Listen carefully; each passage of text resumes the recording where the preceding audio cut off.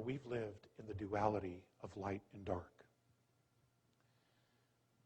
But we've almost completely ignored the fact that there's a third duality here, and that's balance.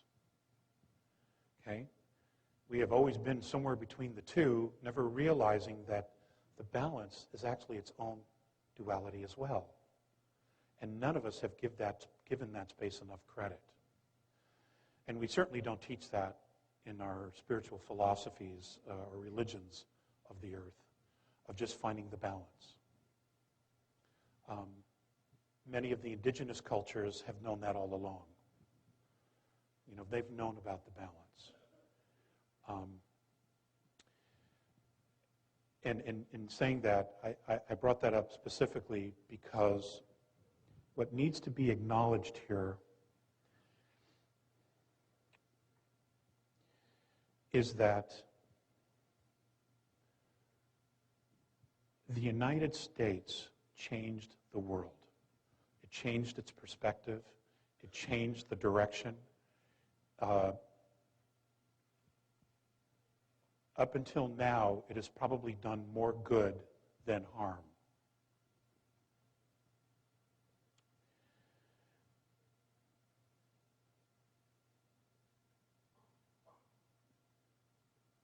But the consciousness of America has radically changed.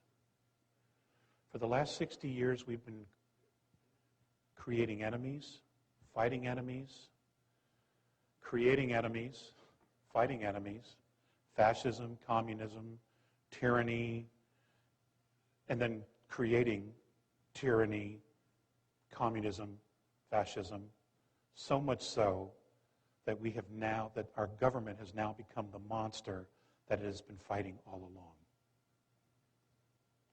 Okay? There's a great lesson there in holding on to something and putting too much energy into something that you actually become that which you hate.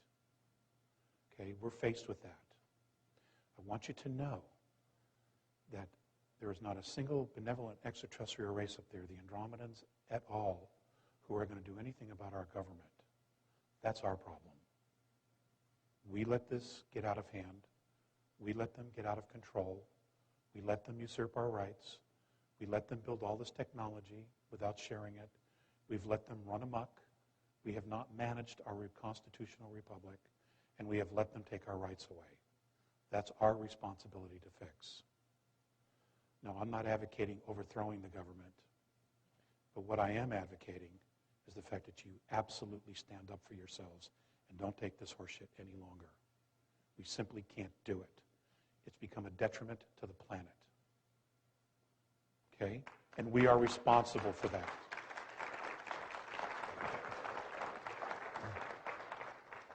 Now, having said that, and this is an unintentional plug for Dr. Sala's book, okay? But I was going to talk about this anyway. In the late 50s, the United States government signed a treaty with an extraterrestrial race who they believed to be benevolent. And agreements were reached, and there were terms to that treaty.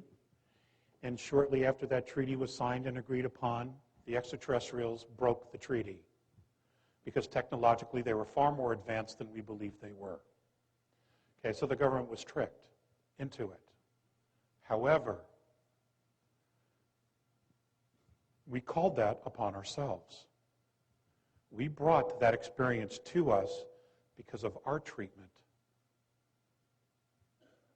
and our behavior with treaties. Just ask the Native Americans. We signed 263 treaties with the Native Americans, and we broke 263. And it goes on and on and on. So if you need proof of karma, there's one for you. Okay? We drew that to us because we haven't walked our talk. We talk about it. We sing about it at sporting events. We beat our chests, but we haven't walked it at all. Okay? It's in our face, ladies and gentlemen. It's in our face. And once again, America is at the forefront of this. Okay?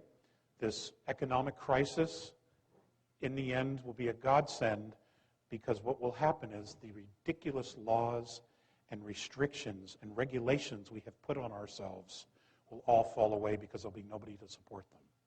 That's number one. Number two, what makes us great is that we think out of the box. We create something out of nothing. We create solutions to impossible problems. That's what's made us great. Okay? We need to re-embrace that spirit, that wild spirit that freed the world, that changed the world. It doesn't mean that we cannot share that spirit with other nations, because other nations are getting there. Hell, Russia's just as free as we were 25 years ago now. They're changed so dramatically. They realize that what they were doing no longer works. Okay, there's a lesson there. Putin was very specific. Don't go to communism, it doesn't work. Okay? But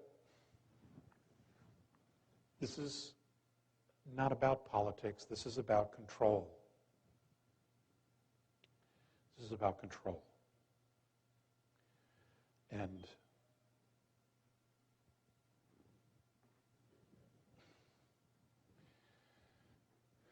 it's about you.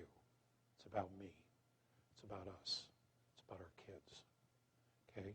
It is time to create something different. All you need to do, all that I've been asked to tell you, is to consciously, intentionally start thinking about what the world looks like, what a new world looks like, the way you want it. Okay? Do you want centralized government? Do you want a monetary system? Do you want to use fossil fuels? Do you want free energy? What is it that you want?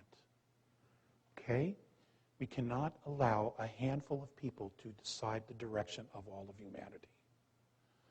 They are only going to be self-serving. This is our responsibility, because this is our reality. We're creating this together.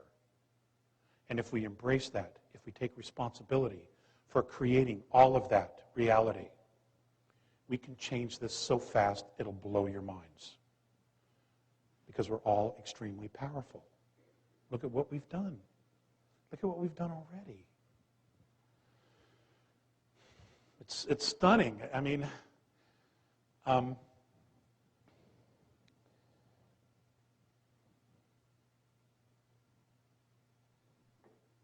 experience that I had when I go on board, they're fifth density beings.